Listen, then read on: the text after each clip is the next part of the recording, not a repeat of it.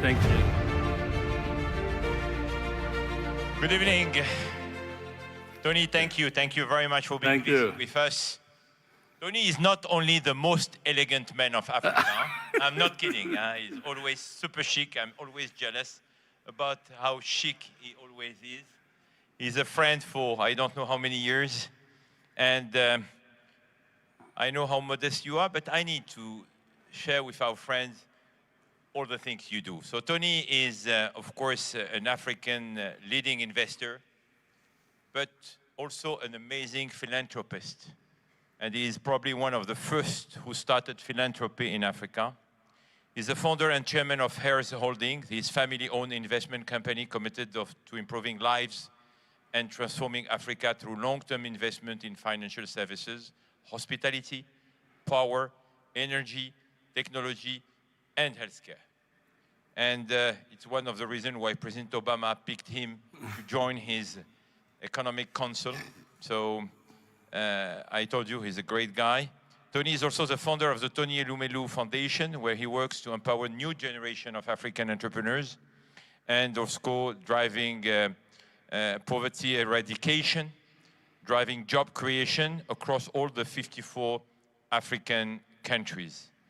But more important, and this is the main topic of our conversation today, because you will discover a new concept, Tony's business and the foundation are inspired by his economic philosophy. So he has a philosophy which we call Africapitalism.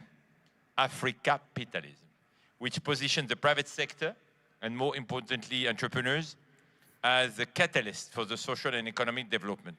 And in 2020, the year of COVID, Tony, because he did a lot during the COVID to support the country and support the continent, Tony was named in the Time 100 most influential people in the world, and recognized with Belgium's oldest and highest royal order, Tony Elumelu. Thank you. So Tony, tell us more about this philosophy of Afric capitalism and with its focus on entrepreneurship and I would say a new era of inclusive and sustainable prosperity across Africa, please. Richard, thanks so much for this opportunity, and thanks for all you do in making the world a better place for all of us. Thank you. Afric Capitalism stems from my experience. I'm African, born in Africa, bred in Africa, and I've done business in Africa. And I've come to see firsthand the level of poverty on the continent. I've come to see the energy, the youth, the aspirations of our young ones. It's a continent of about 1.4 billion people, and the average age is about 20 years old. So you can imagine the type of continent we have. Yet, joblessness remains an issue. Lack of access to economic opportunities, lack of access to health care. And so all of this, and see in my own life story, how I got to where I am today. In Africa, I realized that the private sector, we do have a role to play in developing the continent. And not just one person, and not just government alone. We don't have, and should not have, any entitlement mentality that some people will come to develop the continent for us. So we decided to involve the young Africans, get the private sector in Africa to work together to prioritize our young ones, get government to create an enabling environment, and hence the philosophy of Afric Capital, that in the 21st century, first, no one but us can develop Africa. Two, we need all hands on deck in developing Africa. Three, we need to prioritize the young ones to whom the future of Africa belongs to. And most importantly, as private sector people, a realization that it's not about the money we have in our bank accounts, but how we're able to deploy the capital we have in creating economic opportunity and prosperity for our young ones. And so Africapitalism is a call on the private sector, invest long-term in critical sectors of the African economy that have the potential for transforming and catalyzing economic empowerment and prosperity on the continent, so that at the end of the day, we all go far and go together, and no one left behind. And embedded in it is philosophy of inclusive growth, philosophy of empowering young men, as well as our women who had for a long time been left behind. And realizing that our government must play their own role in catalyzing the opportunities and the enablement that will enable private sector take off, and working also with the philanthropic organization in Africa and outside of Africa to develop the continent. But how can we combine profitability? Because at the end of the day, in capitalism, it's about profit to reinvest. But how can you combine profitability with all these challenges of creating inclusive model, gender equality, climate resilience, now climate change, especially in Africa, where we are in full transformation and full growth, I would say. So how do you combine, what is the business model to be able to achieve this mission? So I think one of the reasons Afric Capitalism has been accepted and been practiced by quite a number of people is because we don't just preach, we don't just theorize, we practice. So in our group, we have Transcorp, which is the largest electricity generating company in Nigeria today. Transcorp has combined energy generating capacity of 2,000 megawatts. So for an ordinary eye, that is an economic investment that yields profit for the investors. Fine, and we support that. But more importantly, we all know that access to electricity is the single most critical factor that we need to fix if we must develop Africa. For our young ones to go to school, they must have access to electricity. For hospitals to function very well, we must have access to electricity. For businesses to grow, develop, we must have access to electricity. So that is Afric capitalism in action. We're investing, you make profit, but at the same time, simultaneously, not one waiting for the other, you also invest in critical sectors, not just trading, critical sectors that help to move the needles. We need massive investment in electricity on the continent. So an investment in electricity, not just for profitability, it is for profitability because we need sustainability, but more importantly, it helps to fix the challenges that we have, the challenges that hold us from taking off as a continent. So that is the philosophy of Afric capitalism. And how Africa integration and regional integration is important for this process? Because, as you said, we need electricity everywhere. So a single country is quite a challenge to sometimes invest on power. So which role could play regional integration? Because we are in the region here, the GCC, as we say, and you know very well this part of the world. How can we collaborate? What should we do to have a successful regional integration? We need to break down the barriers in Africa. We need to wire our infrastructure in a way that encourages intra-Africa trade. We need to produce what our people need. We need to create a bigger market for every one of us. And that is why we support this new movement, the AFCTA, that brings Africa, creates the largest in terms of geography, a market in the world. But more importantly, we need to empower the young generation of Africans to be able to create. Because if you trade and you don't produce what your neighbor needs, your neighbor will go outside to look for who can produce it. So we need to make sure that in Africa we're able to produce what we need. And again, that speaks again to the philosophy of Afric capitalism. We must realize that no one owes us our development. We as Africans must work hard to develop our continent. We must show that in the 21st century, we have Africans who are not just agents, commission agents, but who are investors on their continent. If we don't show interest or confidence in our continent, who else will show interest in our continent? So that is what we preach in Africa capitalism. But equally important is a realization that what we seek today are demographic dividend, that is the population. Our population were huge in terms of number, and more importantly, the demography is very, very favorable. Young people, that is huge market for the world. That is huge labor for the world. But we need to catalyze this and shape it in a way that is progressive, in a way that is positive, and not in a way that people become disenchanted with life and now begin to embrace migration or extremism. And that, again, is another call I always make to African leaders, friends of Africa. And I'm happy I'm in the Middle East, I'm in the Kingdom of Saudi Arabia. It's an opportunity to take the message to the world.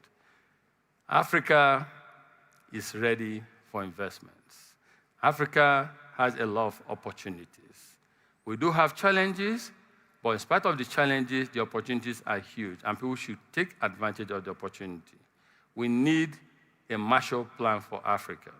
We need to mobilize huge capital, long-term capital into the continent to enable us leapfrog and enable us fix infrastructure that we need to develop. Japan, Germany, Korea, even China have benefited from massive global capital infusion. Africa needs this, and I'll be failing if I don't use this opportunity to draw the attention of the world to the opportunity we have on the continent. And they need to come to invest in Africa. They need to collaborate with African business leaders, and more importantly, those like the Elumelu Foundation who like to support young African entrepreneurs. Let's see how we can work together to create a better future for everyone. Tony, let's insist on this point. Yesterday, in my opening remarks, I said something which I'm a true believer, which is, by the way, was inspired to me by President Clinton.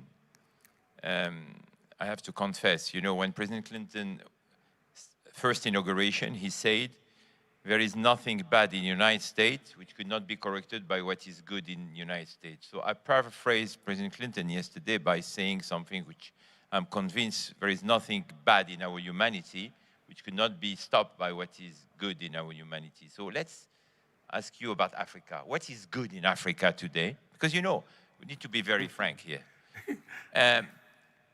Many people have a specific perception about Africa, especially in this part of the world. I have a long conversation with many friends who say, oh, you know, going to Africa is not always stable, it's complicated. You know, if you don't visit, it's like the perception that many people had a very wrong perception years ago about the Kingdom of Saudi Arabia, you know.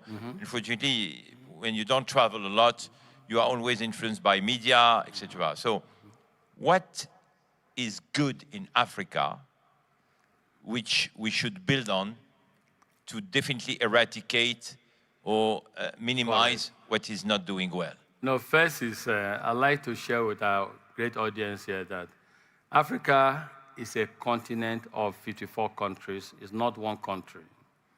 Two is that Africa is a continent of 1.4 billion people and growing. So the characterization at times, you know, if in a country of 1.4 billion people, you have 1,000 bad people, that does not make the continent a bad continent. Just like other parts of the world, we have our challenges as well. Growing up, reading the Guinness Book of Records,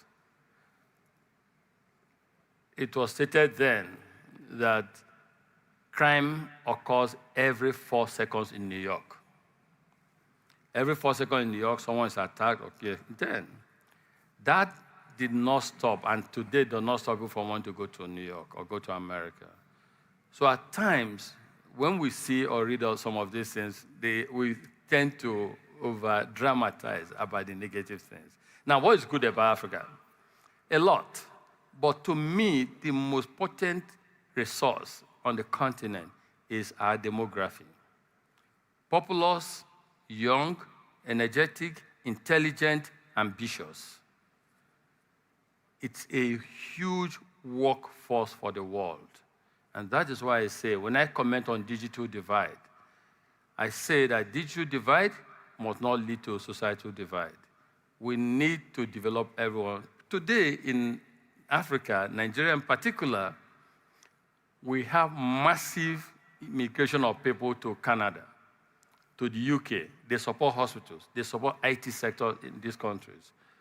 How about investing further collectively so that we can develop this workforce, so that this workforce becomes a positive force for the world and not a negative breathing space or ground for extremism. Another thing we have on the continent is huge natural resource endowment.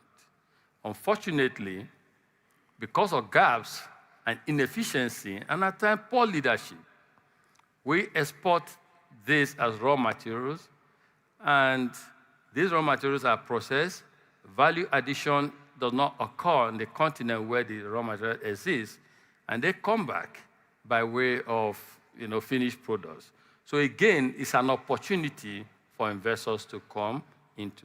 So if you look at this, in terms of Africa can feed the world in terms of food security, arable land on the continent. So there's quite a lot of good things. But having said that, there are a few bad things, but it's happened everywhere in the world, but it's totally statistically insignificant. Totally insignificant. And the message should be that we should realize that Africa is a continent of 54 countries, 1.4 billion people, a lot of young people, and it's not just one country. So that broad characterization of Africa is like this is totally different. Tony, last question, very short answer. I never ask you for years and years that question, and today I want to ask you, who was or who is your role model? I have two. Unfortunately, they are both dead, but I like Steve Jobs for all the things he did. A man who founded a company in his death, years after his death, became the first company to cross $1 trillion in market capitalization. That's great, a man of great foresight. I like him. And second one, interestingly, is Michael Jackson. Why do I like Michael Jackson?